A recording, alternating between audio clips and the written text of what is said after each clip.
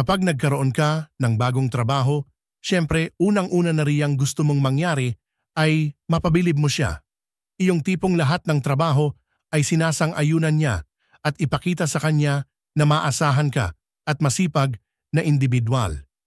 Para mapabilib ang boss, may ilang mga bagay na magagawa ka.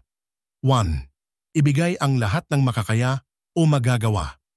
Gumawa ng mga aktibidad na normal na para sa iyo tulad ng maagang pagpasok sa trabaho at kung minsan ay nagboboluntaryo ka o tumutulong kahit na day off mo at napasyal ka sa trabaho.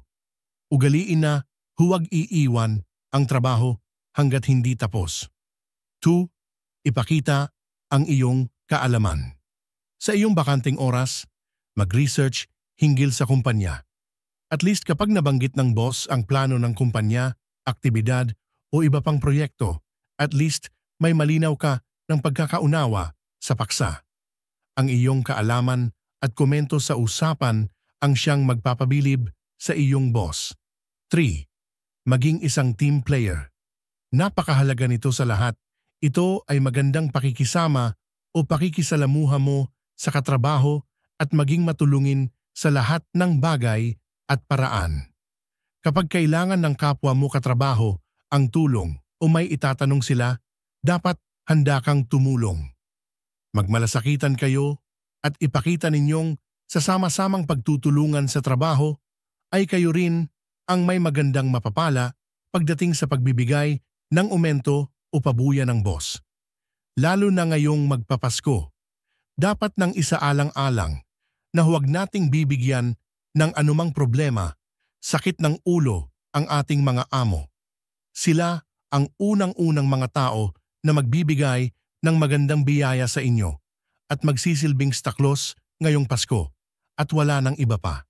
Hindi ba't napakasaya sa damdamin at kalooban na kapag naumentuhan ka na doble ang bonus at 13th month mo, ay doble ring saya ang mararanasan ng buo mong pamilya.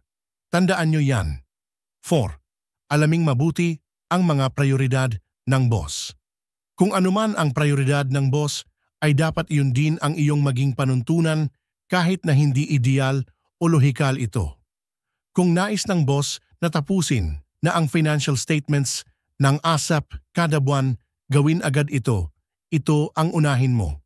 Ipakita at ipadama sa boss ayon sa iyong trabaho na ang kanyang prioridad ay sobrang napakahalaga sa iyo. 5. Bigyang puntos ang iyong mga accomplishments. Marami ng mga aktibidad ngayon ang bawat kumpanya kung sa tingin mo ay nagawa mong makalahok sa mga social events, charitable works at iba pang sports activities.